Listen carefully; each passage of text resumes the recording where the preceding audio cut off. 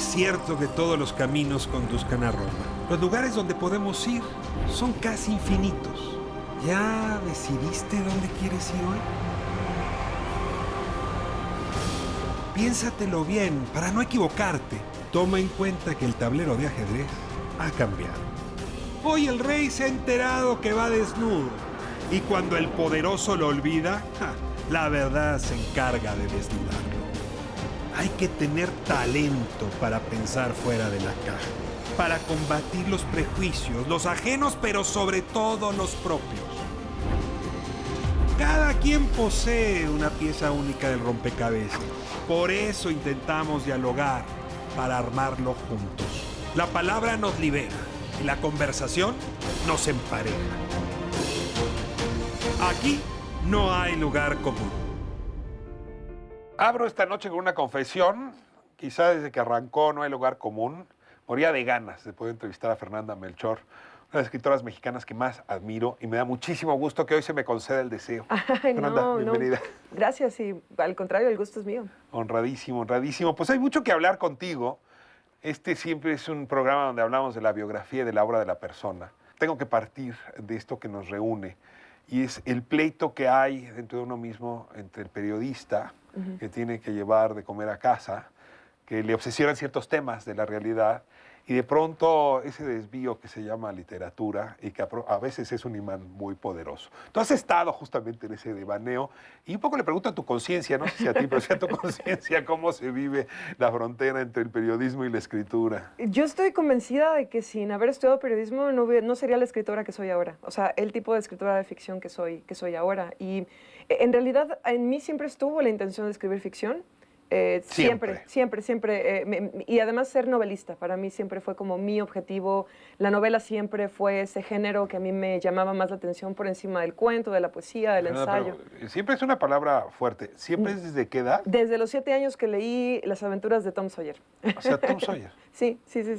Entonces yo dije, ¿qué es esta cosa que se convierte en un viaje que te hace olvidar por completo de tu vida y te conviertes en otra persona? Yo quiero ¿Quién era tu aprender. personaje favorito de Tom Sawyer? De Tom Sawyer era Huck, por supuesto, sí. Y después, bueno, leí Las aventuras de Huckleberry Finn. Me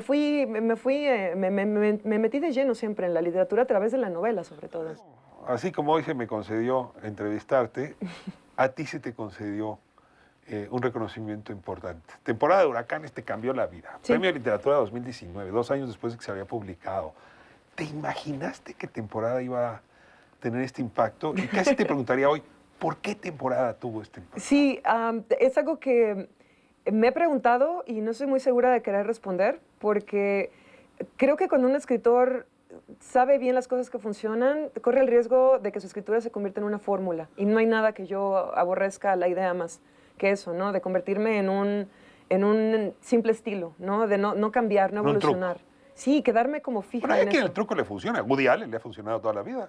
Y además es que también yo tengo obsesiones que son muy parecidas, ¿no? Pero de alguna forma, mira, yo creo que a Temporada de Huracanes, mi teoría personal es que esta novela ha alcanzado un público muy amplio porque no es una novela que necesite un lector que sea especialista en literatura.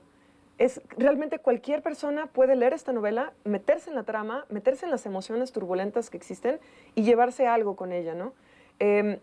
No es una novela que requiera como que hayas leído a Thomas Bernhard antes, ¿no? O una novela que requiera que conozcas toda la historia del boom latinoamericano, y sin embargo creo que es una novela que forma parte de la tradición del boom latinoamericano, y creo que es una novela también que mueve, independientemente de si tú estás interesado o no en la historia de la literatura, ¿no? Entonces, por ahí creo. Es la turbulencia de una pequeña comunidad que se parece a cualquier otra. Sí. De hecho, yo siempre he pensado que La Matosa podría estar en cualquier parte de México, ¿no? Podría estar en Guerrero, podría estar en Coahuila. A lo mejor un poco lo que lo distingue es el lenguaje, que es eminentemente jarocho. Pero, pues bueno, es jarocho porque yo soy jarocha y pues yo quería rendirle un homenaje un poco a las maneras, ¿no? A la picardía, al sabor que tiene el lenguaje de donde soy yo, que es lo que decía el nigromante de Veracruz. Un poco sí. Que es el mejor lugar porque por ahí se sale. Exacto. Lo cual también quiere decir que es el mejor lugar porque por ahí se entra. Por ahí. Lo más universal que tiene México, aceptemos. Veracruz ¿no? es una, yo sé que todo, o sea, podemos estar orgullosos de donde somos, ¿no? Pero creo que los jarochos en particular sentimos una especie de orgullo muy padre acerca de donde venimos porque es un lugar con tantísima historia, un lugar muy contradictorio también, un lugar con luz, pero también con oscuridad. Es un lugar que estéticamente creo que es muy interesante, ¿no? Puede ser muy hermoso y también espantosísimo. Entonces, además pues es donde yo nací. Creo que realmente fue un poco el azar, la suerte. ¿Te sientes? Porque veracruzano es una cosa complicada, es como mexicana, ¿no? O Sí. sea, ¿te sientes veracruzana de Veracruz o te identificas con el norte o te identificas con la costa sur o con las montañas poblanas? Llevo 10 años, ¿no? llevo 10 años viviendo en Puebla, tengo que admitirlo, ¿no? Entonces, por supuesto que algo de esa cultura también ha permeado, lo cual es un horror en Veracruz, ¿no? Porque si hay dos culturas peleadas, entre otras en México, es Veracruz y Puebla. Ahora te pregunto por la segunda novela publicada, ¿no? Que otra vez se refiere a una comunidad y donde muestras justamente los extremos que la clase y el dinero nos traen. Creo que es muy interesante que lo menciones, porque justo cuando estaba yo pensando en estos residenciales cerrados, ¿no? Con, ya sabes, rejas y alambre de púas, no En solo... Guadalajara le llaman cotos. Los cotos, ya había escuchado esa palabra, sí. Bueno, cuando yo pensaba en estos cotos, por ejemplo, por supuesto que pensaba en los cotos de la Riviera Veracruzana, como llaman ahora toda esta zona súper gentrificada, ¿no? de Boca del Río y Alvarado en Veracruz, pero sobre todo pensaba en Puebla. Pensaba en estos fraccionamientos de toda clase, además de toda clase de estratos sociales. No es una cosa de los súper ricos, es una cosa que incluso pasa por la clase media, del aumento de la violencia. La gente tiende a encerrarse en estos pequeños lugares, a protegerse, pensando que va a mantener el mal afuera, la violencia afuera. Paraísos falsos. Exacto, yo en Paradise lo que quería hacer es, ¿qué pasaría si en realidad el mal está dentro? ¿Qué pasaría si el mal no es esta invasión bárbara que viene, ¿no? y nos agobia y nos pretende dominar y conquistar, sino que es algo que está dentro de la naturaleza, de las mismas personas, en la naturaleza humana? Entonces, es muy interesante cómo, a pesar de que el libro sucede en Veracruz, en Boca del Río, hay una cosa ahí muy... de este juego de clases y además este barroquismo que hay en la sociedad poblana que es muy interesante, ¿no? En pleno siglo XXI, en Puebla, a veces uno se siente que está todavía en el siglo XVI, XVII. Rápidamente cuento una anécdota. Antes de la llegada de Zapata y de Villa a Puebla en la Revolución, estaba prohibido salir después de las 6 de la tarde vestido con calzón de manta y entrar al centro. Y está prohibido sí. entrar, digamos, Al entrar al centro centro de la ciudad de Puebla en calzón de manta hasta las 6 de la mañana. O sea, estaba prohibido vestirse de indígena durante esas 12 horas. Sí, sí. Es una forma de construir un coto. Es una forma de construir un coto, por supuesto, ¿no? Y creo que en México la tendencia es esa. Los cotos de las redes sociales, por ejemplo, ¿no? Estas burbujas en las que solamente escuchamos la gente que piensa lo mismo que nosotros, solamente hacemos caso y reproducimos las noticias que van de acuerdo a nuestra ideología y creamos estas burbujas, ¿no? Que en gran medida estas burbujas fueron las que llevaron a Trump a la presidencia en Estados Unidos, ¿no? Las conservadoras, por un lado, pero también la cerrazón de la izquierda, ¿no? De ver lo que realmente estaba pasando en el Estados Unidos de la gente común, del centro. A ver, siendo muy angustioso saberse viviendo en una burbuja, la siguiente pregunta es, ¿y cómo se escapa uno de esa burbuja? Y es difícil, creo que la experiencia moderna es justo eso, ¿no? La experiencia contemporánea es vivir en una burbuja. Yo más bien trato de crearme mi burbuja solitaria, ¿no? Ya no una burbuja como de una colectividad, sino para escribir necesariamente sí tengo como que aislarme. Necesito sentirme perdida en mi propia mente para poder escribir algo nuevo. Y parece contradictorio porque uno diría que mis libros tienen pues un tema social siempre de trasfondo, ¿no?